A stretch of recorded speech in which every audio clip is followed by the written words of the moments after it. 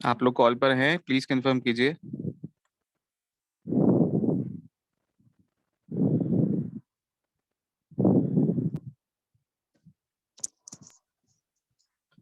Assalamu alaikum. Dear participant, welcome to our workshop. Today's workshop is about SAP HANA and SAP Basis. Our trainer, Mr. Haris Mubin, will conduct this workshop, this session. You may please continue with him. Please continue, Sir Haris Mubin. जी thank you. Hello everyone, आप लोगों को मेरी आवाज़ आ रही है?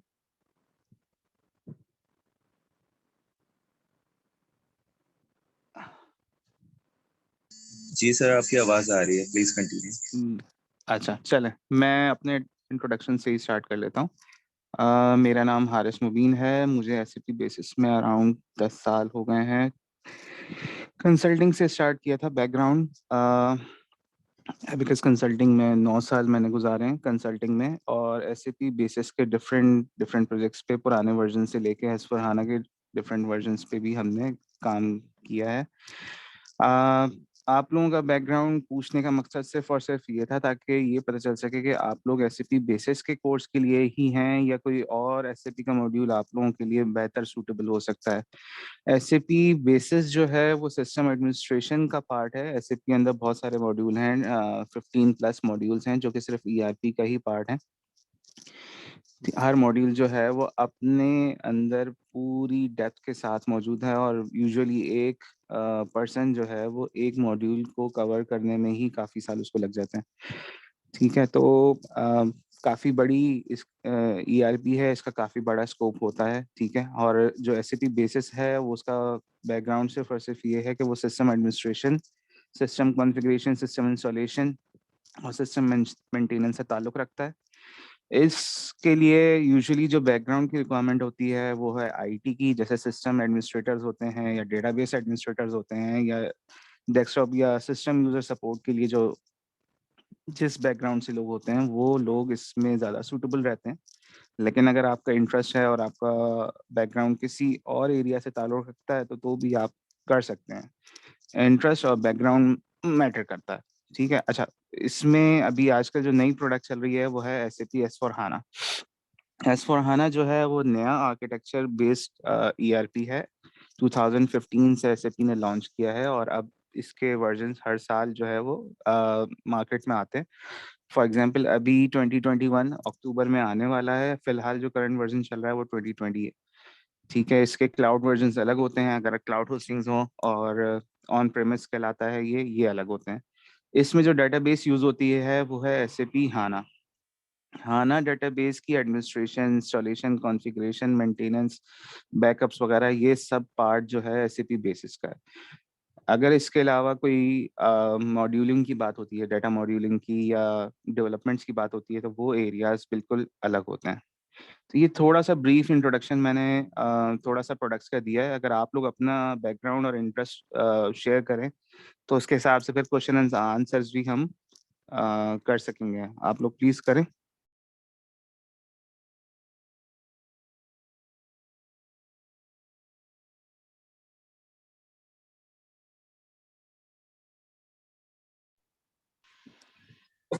जी,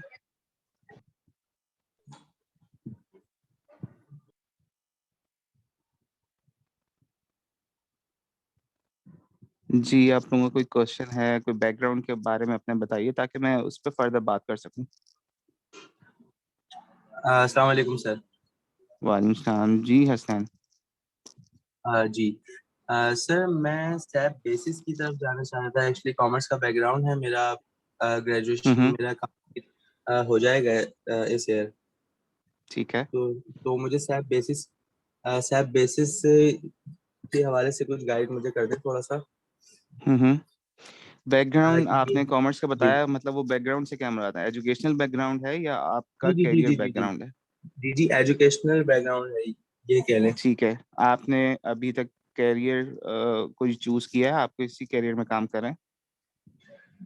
जी sir, inventory and accounts and जो छोटे लेवल पे जो फाइनेंस हम्म, का काम होता है, रिकॉर्डिंग्स होती हैं हम्म, और just like import, export, purchasing, selling और सही है distribution.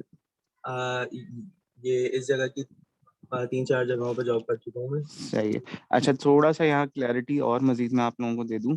बैकग्राउंड आपका जैसे फॉर एग्जांपल कॉमर्स है और आप एजुकेशनल बैकग्राउंड और करियर बैकग्राउंड जो है वो भी आपका इत्तेफाक से फाइनेंस ही है।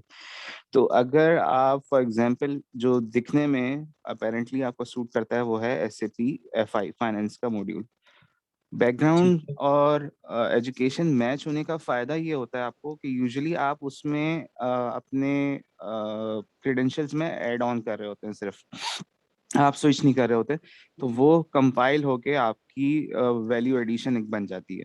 फॉर एग्जांपल आप एसएपी एफआई में कर रहे होंगे तो आपको बैकग्राउंड भी पता है, आपका एजुकेशन भी वही है और आप उसके अंदर ऐड ऑन कर लेते हैं, तो आपके लिए ज़्यादा बेहतर होता है और इजी होता है। एक बस ये सूटेबल चीज़ इस बात की है। लेकिन अगर आप कैरियर चेंज करना चाहते हैं, आपका इंटरेस्ट कहीं और है, तो वो मोर देन वेलकम, क्योंकि ये इंटरेस्ट बेस्ड चीज़ जो है वो ज़रा लॉन्ग टर्म होती है। अगर आप सिर्फ विदाउट इंटरेस्ट काम करें तो ऑब्वियसली वो कुछ अरसे बाद, कुछ साल बाद बिल्कुल फेड आउट हो जाएगी और फिर आपके लिए बिल्कुल. वो काम करना मुश्किल हो जाएगा।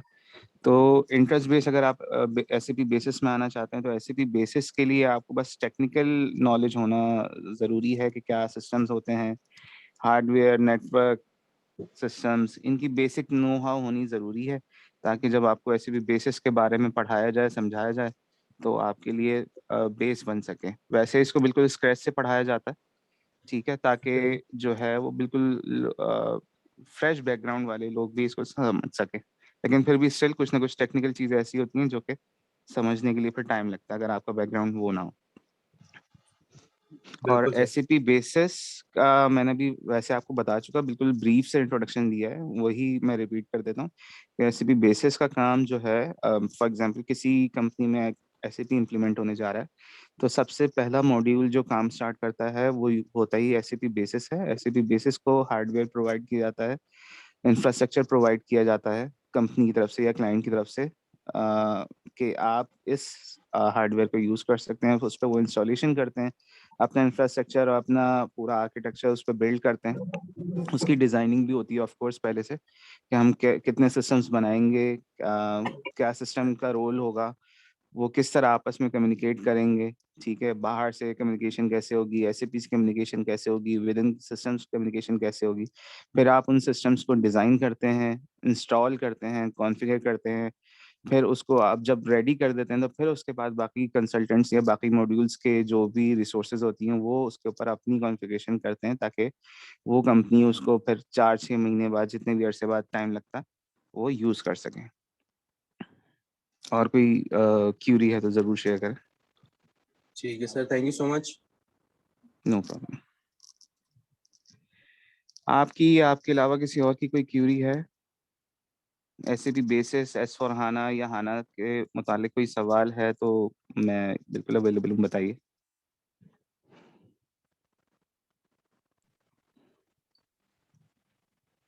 सर मैं जानना चाह रहा हूँ कि ये जो सैप खाना है ये किस चीज़ को जी, कवर करता है, लाइक कहाँ इम्प्लीमेंट होता है? आ, देखें, हाना जो है इटसेल्फ कोई प्रोडक्ट इस तरह इम्प्लीमेंट नहीं होती किसी के पास। ये बेस डेटाबेस है, जो कि बेस वर्जन कह सकते हैं आप, कि डेटाबेस जैसे कहीं और एसएपी अगर पुराना वर्जन चल रहा है तो पहले हमारे पास ऑप्शंस होते थे कि हम साइबेस की डेटाबेस ले लें, ओरेकल की ले लें, एसक्यूएल की ले लें। डेटाबेसेस जितनी भी हैं वो उनमें हमारे पास ऑप्शनल होती थी। एस फॉर हाना जब से आया है तो एस फॉर हाना चूंकि हाना बेस ही है इसका आर्किटेक्चर, और हाना डेटाबेस जो है वो इन मेमोरी कंप्यूटिंग है। इन मेमोरी कंप्यूटिंग का मतलब ये होता है कि बाकी डेटाबेसेस जो हैं वो रीड और राइट करती हैं हार्ड ड्राइव्स के ऊपर, और डाटा जो है वो हार्ड ड्राइव पे बेस करता है। जबकि हाना जो है वो हार्ड ड्राइव पे ही बेस करता है, सेव उसी पे करता है, लेकिन वो सारा का सारा डाटा मेमोरी में लोड रखता है। इस वजह से इसकी जो यूजेज है या कंप्यूट यूजेज है वो बहुत हाई है, और ये रिसोर्स हंग्री प्रोडक्ट है। लेकिन इसका फ़ायदा ये है कि ये हर चीज़ जो है वो बहुत ही फास्ट और बहुत ही एक्यूरेसी के साथ परफॉर्म करता है। जो चीज़ दूसरी प्रोडक्ट्स या पुराने वर्जन्स में लोगों के पास या कस्टमर्स के पास हमने दिनों में चलती हुई देखी थी, यहाँ पे वो मिनटों में चल जाती है। तो डेटाबेस हाना जो है वो एक डेटाबेस है, रिलेशनल डेटाबेस है, इन मेमोरी कंप्यूटिंग डेटाबेस है, फास्टेस्ट डीबी है और ये S/4HANA के ऊपर मैंडेटरी है। तो sir is there any educational background के इसके लिए आपको कोई पहले से रिक्वायरमेंट है, या फिर हम एक लाइक फ्रेशर या फिर थोड़ी बहुत नॉलेज रखने वाला ये ले सकता है? जी, जी। ये भी अभी इत्तेफ़ाक से मैंने जवाब दिया था कि देखें, अगर आपके पास आईटी का बैकग्राउंड है, आप सिस्टम एडमिनिस्ट्रेटर हैं, आप ओएस एडमिनिस्ट्रेटर हैं, आप सर्वर एडमिनिस्ट्रेटर हैं, ठीक है? तो वो तो बहुत ही अच्छी बात है, आपके लिए चीज़ें समझना बहुत ही आसान हो जाएगा क्योंकि टर्मिनोलॉजीज़ वगैरह और बेसिक्स सारी सेम होती हैं, सिर्फ़ प्रोडक्ट चेंज हो रही होती है, ठीक है? Database administrator for example Oracle का है, तो वो उसको हम समझाएँगे हाँ ना, तो वो समझ में आ जाएगा, जल्दी समझ में आ जाएगा। लेकिन अगर आपका बैकग्राउंड नहीं है तो ऑब्वियसली फ्रेशर्स भी किसी ना किसी मॉड्यूल में तो जाते ही हैं। तो फ्रेशर्स के लिए थोड़ा-सा और ख़ास तौर पे नॉन टेक्निकल बैकग्राउंड के अगर लोग हों, तो उनको थोड़ा-सा ज़्यादा टाइम लगेगा चीज़ें समझने में कि ये बात क्या हो रही है। थोड़ा-सा उनको रिसर्च और थोड़ा-सा R&D उनको ज़्यादा करनी होगी, लेकिन ये कोई चीज़ ऐसी मुश्किल नहीं है कि कोई ना कर सके। मेरा अपना बैकग्राउंड जो रहा है, एजुकेशनल बैकग्राउंड मेरा प्योर कॉमर्स का है, अगर सिर्फ़ एजुकेशनल बैकग्राउंड देखा जाए तो। और मेरा जो करियर बैकग्राउंड था वो आईटी ही था।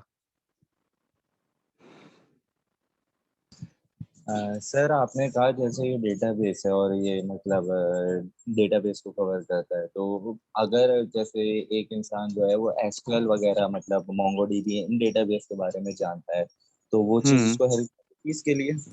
जी, बिल्कुल हेल्प करेगी। देखिए मैंने अभी कहा ना प्रोडक्ट चेंज होती है लेकिन बेस सबकी सेम ही होती है ना कि डेटाबेस के अंदर काम कैसे हो रहा है। डेटाबेस मैनेज कैसे करते हैं, बैकअप्स कैसे लेते हैं, चलाते कैसे हैं, इंस्टॉल कैसे करते हैं। अगर ये बेसिक चीज़ें आपको पता है तो काफ़ी हद तक टेक्निकल नॉलेज जो है वो मोर और लेस सेम होती है। 20-30% डिफरेंस होता है, बाकी 50% या 60% तो एटलीस्ट सेम होती है। Sir is it based on programming या फिर ये सिर्फ एक सिस्टम चल रहा है? नहीं, नहीं, प्रोग्रामिंग का मॉड्यूल बिल्कुल अलग है। एसएपी में एसएपी अबैप के नाम से मॉड्यूल है जो कि प्योरली प्रोग्रामिंग है। उसमें फिर एडमिनिस्ट्रेशन और ये सब चीज़ें नहीं आ जाती हैं। अगर आप प्रोग्रामिंग का बैकग्राउंड रखते हैं और आप प्रोग्रामिंग में इंटरेस्ट रखते हैं, तो फिर आपके लिए एसएपी अबैप सूटेबल है। वैसे आप अब कुछ अपने बारे में बताएँ कि आपका बैकग्राउंड क्या है? एजुकेशनल या करियर बैकग्राउंड और सर इंटरेस्ट अभी क्या है आपका? कैरियर बैकग्राउंड तो अभी फिलहाल कुछ नहीं है, लाइक मैं बिल्कुल स्टार्ट फ्रेश पे हूँ, लेकिन जो मेरा एजुकेशनल बैकग्राउंड है उसमें मेरा अभी सॉफ्टवेयर इंजीनियरिंग इन प्रोग्रेस चल रहा है। हुँ, हुँ। लेकिन जैसे मैं डिफरेंट जगहों से सुन रहा हूँ सैप के बारे में, सैप की डिमांड के बारे में, तो मैं जानना चाह रहा था इस चीज़ के बारे में।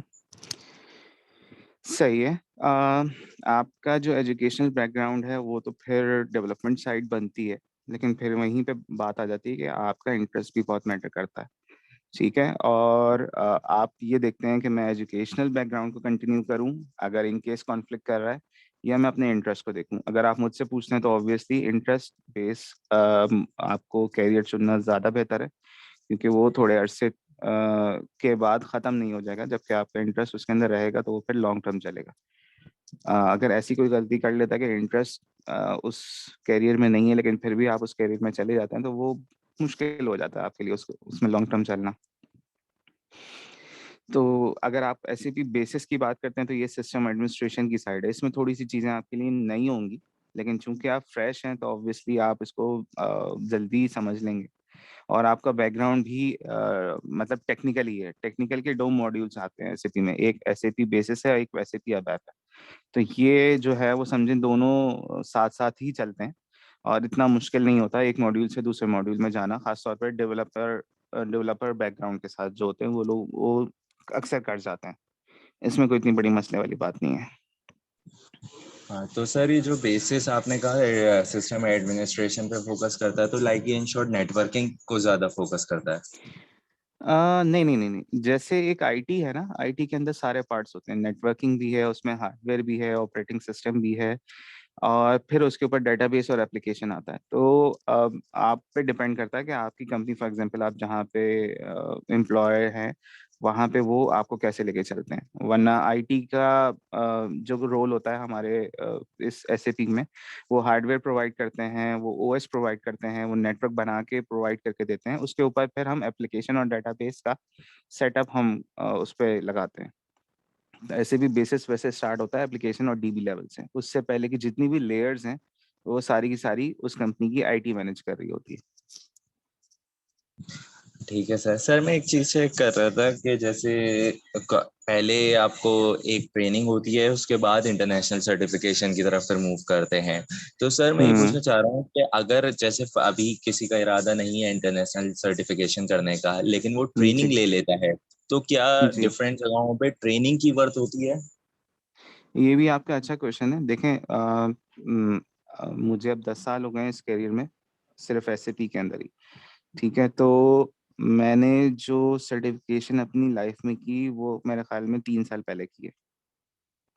ठीक है, रिक्वायरमेंट बेस्ड ट्रेनिंग ली थी मैंने, मुझे ज़रूरत थी PCOE कंपनी को, तो उन्होंने मुझे ट्रेनिंग करवाई। ठीक है, 3 साल से पहले मेरे पास कोई ट्रेनिंग सॉरी सर्टिफिकेशन नहीं थी, और मैं जो हूँ उसके बगैर काम कर रहा था। तो उसकी वजह सिर्फ और सिर्फ ये है कि आपके पास ट्रेनिंग और आपकी नॉलेज स्किल्स इतने अच्छे अगर हैं कि आप अपने आप को प्रूव कर सकते हैं, तो वो तो सबसे बेस्ट है। ठीक है, सर्टिफिकेट सिर्फ इसलिए मैटर करता है, बहुत जगहों पे रिक्वायरमेंट आ जाती है। ठीक है, कि वो प्रेफर करते हैं कि सर्टिफाइड हो, क्योंकि वो उनके हिसाब से वो थोड़ा सा डिटेल में पढ़ा हुआ या पास आउट लगता है, एक क्रेडेंशियल है ये। ठीक है, लेकिन अगर आपको काम आता है तो आप कहीं से भी स्टार्ट कर सकते हैं। काम आना जरूरी है। इंटरव्यू में आपको अपने आप को जो प्रूफ करना होता है वो आपको सर्टिफिकेट नहीं प्रूफ करवाएगा, वो आपकी नॉलेज और स्किल सेट प्रूफ करवाएगा। तो वो आपको सिर्फ काम से भी आ सकता है। सही है सर, थैंक यू सर। एक और सवाल है कि जी जी मैंने डिफरेंट सर्टिफिकेशंस में देखा है, उनकी जो इंटरनेशनल सर्टिफिकेशन होती है उनकी एक वैलिडिटी होती है, लाइक वो उनकी एक्सपायरी होती है 2 साल की, जी 3 साल की। तो सैप की जी इंटरनेशनल सर्टिफिकेशन में भी एक्सपायरी है, और अगर है तो कितने साल की है? और सैप जी कहाँ जी जी, से मतलब एग्जामिनेशंस वगैरह होते हैं? क्या होते हैं? आखिरी लाइन दोबारा बताइए। इसमें जो इंटरनेशनल एग्जामिनेशन वगैरह होता है उसके लिए कोई सेंटर्स मतलब फिक्स जी है जी या जी फिर? जी, SAP पार्टनर्स जो हैं वो डेडिकेटेड पार्टनर्स होते हैं जहाँ पे SAP के एग्जाम्स होते हैं। ठीक है, अब तो खैर इसमें ऑनलाइन भी आ गया है कि आप सिर्फ पार्टनर से IDs वगैरह परचेज कर लें, फिर आप ऑनलाइन अपना एग्जाम शेड्यूल कर लें और घर बैठे भी दे सकते हैं एग्जाम। ठीक है, वरना पार्टनर के पास जाते हैं तो पार्टनर भी हर 3 महीने में यूजुअली एग्जाम करवा रहे होते हैं। हर पार्टनर का अपना शेड्यूल होता है। ठीक है, वो SAP की तरफ से डेडिकेटेड पार्टनर्स होते हैं। वहाँ पे आप कोर्सेज भी कर सकते हैं, लेकिन वो खैर वो बहुत ही एक्सपेंसिव होते हैं अगर आप पार्टनर पेज जाते हैं, और उनकी फीसेस भी ज़्यादा होती हैं। फिर उसके बाद वो एग्ज़ाम की फ़ीस वो अलग लेते हैं। अच्छा, इससे पहले आपका सवाल था, मैं मिस कर गया, क्या कह रहे थे आप?